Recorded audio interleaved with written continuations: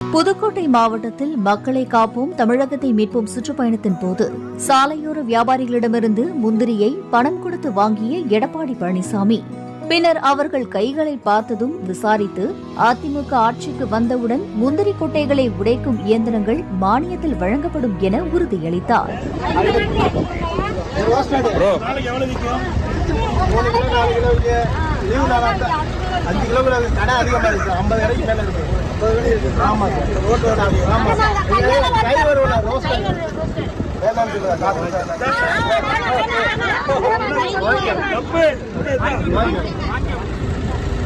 கையில கரையும் அந்த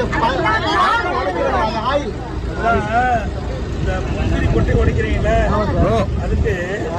அதிமுக ஆட்சி பண்ணுறது அதில் மின்சாரத்தில் உடைக்கிற மாதிரி ஒரு மானியத்தில் வாங்கி